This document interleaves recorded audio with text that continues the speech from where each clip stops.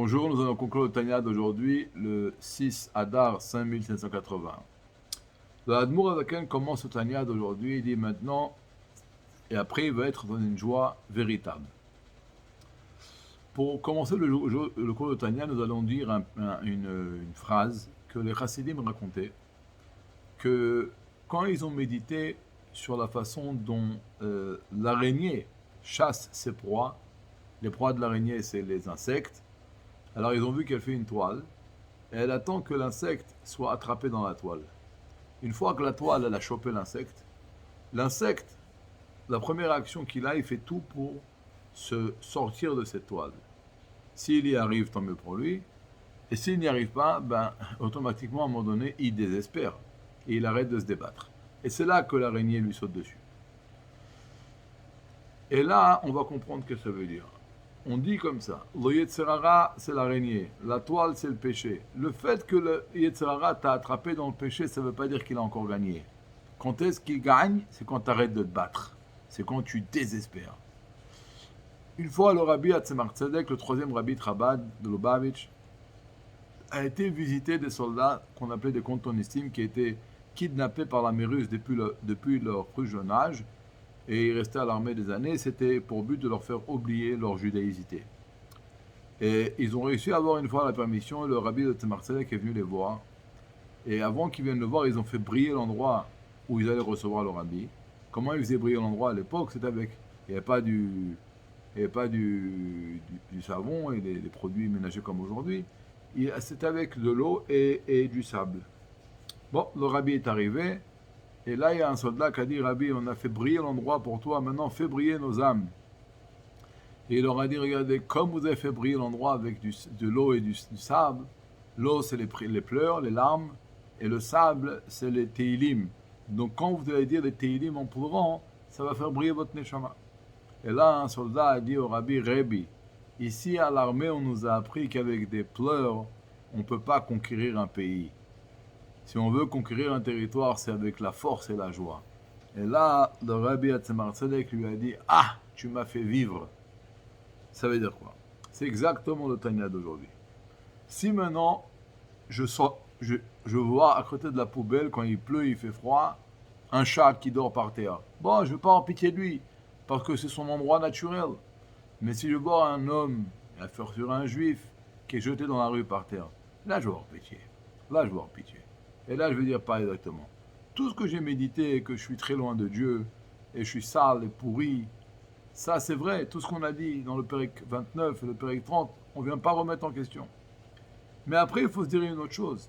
Il y a autre chose à l'intérieur de moi. Il y a une Neshama, qui est une partie intégrante de Dieu, comme nous avons appris dans le chapitre 2. Donc, ma Neshama à l'intérieur de moi, comment elle est? Elle est pire qu'un homme qui dort dans la rue. La miséricorde sur elle est très très grande. Donc quand je vois le pauvre dans la rue, je vais avoir pitié de lui, je vais verser des larmes. Ouais, peut-être, mais ça ne va pas l'aider. Si je veux l'aider, je vais rentrer chez moi, je vais lui faire une soupe, je vais lui amener un manteau, je vais faire un peu d'argent, je vais m'occuper de lui. Je vais essayer de faire des actes pour le sortir de sa situation. C'est exactement ce qu'il faut faire quand on a pris la conscience qu'on est très bas. Alors maintenant, il faut agir. Il ne faut pas pleurer avec les larmes, comme le Rabbi Rachab il a dit, avec mieux vaut une action que 1000 soupirs. Donc qu'est-ce que je vais faire? Je vais sortir ma neshama de ma galoute. Ici il ramène à une phrase, la ramener dans la maison de son père comme elle était à sa jeunesse. De quoi on parle? Une fille d'un Cohen qui s'est mariée avec un homme, si elle divorce ou elle devient veuve, elle retourne chez son papa, elle devient Cohenette, elle peut manger les troumottes du Kohanim. Le Zohar dit, la Neshama, le Kohen, c'est Dieu. La fille du Kohen, c'est la Neshama, avec qui elle s'est mariée avec le corps. Mais des fois, on dit, ramène ta Neshama chez son père. Alors, comment on va faire?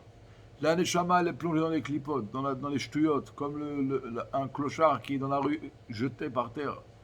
Alors, je dois prendre maintenant ma Neshama, investir tous mes efforts pour la ramener, s'attacher à Kadosh Baruch Hu. Et toute ma Neshama, dans ses 10 forces, avec son intellect, ses sentiments, pourquoi? Sinon, je vais mettre les tefilines, mais sans sentiment, et sans intention, sans réflexion. Alors, qui a mis les tefilines? Mes mains. Mais mon sentiment n'a pas mis les tefilines.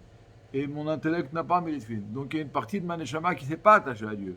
Et dans chaque mitzvah, dans chaque étude, c'est pareil. Donc pour ramener ma neshama à Dieu, je vais m'investir et je vais donner toutes mes forces avec mon sentiment, avec mon intellect, pour m'attacher à Kadosh Baruch Hu. Et c'est ça que les sages ils disent Kol Yamav Bitshuva. Toute ta vie fait tchouva. A priori quoi, toute ta vie fait tchouva. Les sages quoi, ils me souhaitent que toute ma vie je vais fauter, je vais faire tchouva, je vais fauter, je vais faire tchouva. Non. Tchouva, l'Admour Zaken a fait une révolution. Tchouva, il a dit c'est pas comme le monde se trompe que seulement lorsque nous avons fait un péché. Le simple fait que l'âme est habillée dans un corps. Il y avait un grand chassid qui disait que le corps c'est quoi? C'est un sac d'os rempli avec du sang qui bout. Donc le simple fait que la neshama s'habille dans un corps, même si c'est un corps d'un tzaddik, le corps il a limite, le corps il voile sur elle. A fortiori une neshama qui se trouve dans un corps comme le nôtre, en tout cas comme le mien, qui est loin de Dieu et qui est plus bas des fois qu'un homme plus bas comme on a dit dans Paris 30. Alors la pitié sur mon âme elle est très grande. Donc mieux vaut une action que 1000 soupirs. Je ne vais pas commencer à pleurnicher, je vais lever les manches et travailler. Je vais m'investir dans la Torah. Et plus particulièrement, dit le Admour Hazaken, dans la prière. Le prière, c'est le moment propice pour crier à Dieu du fond du cœur, d'aider ma neshama à sortir de la situation dans laquelle elle se trouve. Tout le sujet de la prière, c'est de demander ses besoins à Dieu. Est-ce qu'il y a un besoin plus grand de demander à Dieu de venir aider la neshama de sortir de la situation impitoyable dans laquelle elle se trouve? Il n'y a pas plus. Donc c'est le moment propice de demander à Kadosh Baruch Hu pendant la prière. Il faut le faire. Et là il dit, c'est ça qui a écrit qu'il y a tchouva ou maasim tovim. A priori, le passouk il n'est pas comprendre.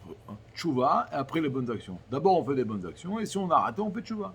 Non, parce qu'il a dit tchouva c'est pas seulement sur les péchés. Il faut que je fasse tchouva. C'est quoi tchouva? C'est ramener mon âme à Dieu.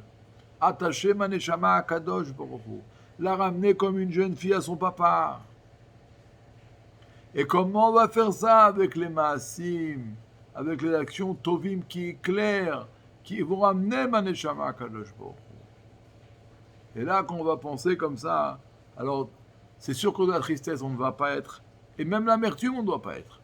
Après, il faut être joyeux et travailler dans la joie. Demain, on va continuer le Tanya, Bezrat Hashem va bien expliquer demain et également Bezrat Hashem Shabbat. Je crois même que le chapitre va finir dimanche. En tous les cas, ça, aujourd'hui, nous avons une grande leçon. Il faut travailler dans la joie, avoir pitié de la neshama, savoir que tout ce qu'on a dit, c'est vrai. La neshama, dans une situation de laquelle on peut avoir pitié, mais si on a pitié d'un homme qui n'a pas à manger et on pleure, ça va pas le rassasier. Il faut faire des actes pour lui amener un réconfort. C'est exactement ce qu'on va faire avec notre neshama. Alors que Dieu fasse qu'aujourd'hui, on va comprendre qu'il faut travailler dans la joie. Au lieu de pleurer, on va prendre un livre de Tehilim, on va dire un peu de Chumash, on va donner la tzedaka, on va sourire à un juif, on va essayer d'amener peut-être un don dans une association pour les gens qui n'ont pas quoi manger Shabbat, peu importe. Ce soir, on va aller à un cours de Torah. On va regarder l'information, on va écouter un cours de Torah. Et là, la neshama, elle va jouir, elle va sentir, ah, regarde, ils ont pitié de moi. Ils me sortent de la situation négative dans laquelle je me trouve. Ils me rapprochent à mon papa, à Kadosh Baruch Hu, qui est dans les cieux. Une bonne journée, une bonne santé, de bonnes nouvelles.